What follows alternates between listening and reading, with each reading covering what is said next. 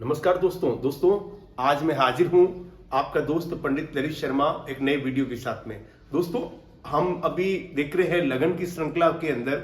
अभी तक हमने 3 लगन देखे हैं। मैंने मेष लगन के बारे में बात करी, मैंने वृषभ लगन के बारे में बात करी और मैंने मिथुन लगन के बारे में आपको बात करी है। आज हम बात करेंगे कर्क लगन के बारे में। दोस्तों, जिन जातकों का जन्म कर्क लगन में होता है वह सामान्य कद के होते हैं और रंग के अंदर भी अगर देखा जाए तो वो सुंदर होते हैं।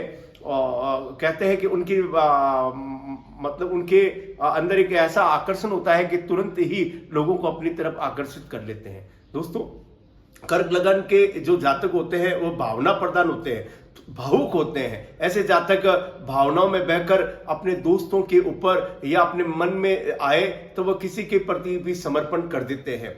दोस्तों, कर्क लगन का जो जातक होता है उनकी बुद्धि जो होती है बहुत तीक्ष्ण होती है। वह किसी भी इस विषय के ऊपर बड़ी गंभीरता से विचार कर लेते हैं। देखते हैं उनमें इस प्रकार से वह कार्य करते हैं कि अपनी लगन से कार्य करते हैं। साथ साथ वह कोई भी निर्णय लेते हैं तो निर्णय बड़ा सोच विचार कर लेते हैं और वो निर्णय सटीक होता है। वो जो निर्णय लेते हैं उस निर्णय से वो डगमगाते नहीं है। दोस्तों, कभी कभी देखा जाता है कि जब वह भावनाओं में बहते हैं तो वह अपने बुरा भी कर लेते हैं। दोस्तों, उनके कारण उनको पश्चाताप होता है। उनके कई कार्य होते हैं, वो कई कार्य जो होते हैं उनके ऊपर लोगों का आक्षेप लगता है और लोगों में उनकी छवि जो होती है वो नकारात्मक अधिक हो जाती है। जब मैंने देखा कि लगन के ऊपर राहु का प्रभाव होता है तो दोस्तों ऐसे जातकों की जो छवि होती है वो नकारात्मक ज्यादा बन जाती है। दोस्तों, हम बात कर रहे हैं कर्क लगन के बारे में।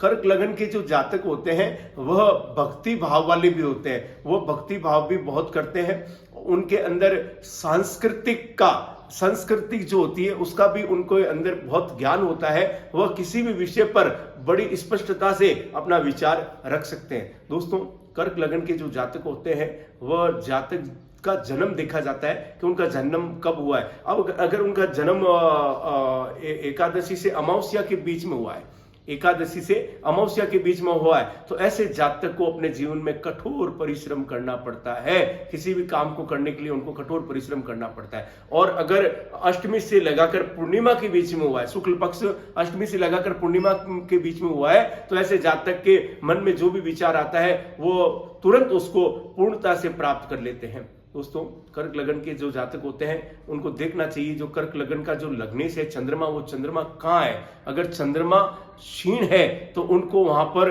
उसका उपचार करवाना चाहिए ताकि वह अपने जीवन में सफलता प्राप्त कर सकते हैं। दोस्तों, कर्क लगन के जो जातक होते हैं उनका पारिवारिक जीवन जो होता है वह भी मैंने ये देखा है कि उस पारिवारिक जीवन पर अगर राहु की दृष्टि हो और गुरु बृहस्पति की दृष्टि हो तो उनका पारिवारिक जीवन अच्छा नहीं होता। न तो उसके अगर महिला जातक है तो उनके पति से उनकी बनती है और अगर वह पुरुष जातक है तो उनकी अपनी पत्नी से भी मनमुटाव रहता है। दोस्तों, कर्क लगन वालों को अगर उनकी चंद्रमा की स्थिति देखकर, उनका लग्नेश जो होता है वो चंद्रमा होता है, चंद्रमा की स्थिति देखकर रत्न धारण करना चाहिए। वह चाहे तो मोती धारण कर सकते हैं, मगर दोस्तों कर्क लगन में 4 चौथे भाव, 8वां भाव और 12वें भाव के अंदर चंद्रमा नहीं होना चाहिए। अगर वहां चंद्रमा है तो आपको मोती धारण नहीं करना चाहिए। मोती की जगह आप मून स्टोन भी धारण कर सकते हैं, मगर 4, 8, 12 में हो तो आपको रत्न धारण नहीं करना चाहिए। दोस्तों, मैं बता रहा हूं कि कर्क लगन के जातक के बारे में आपको स्वभाव पता है।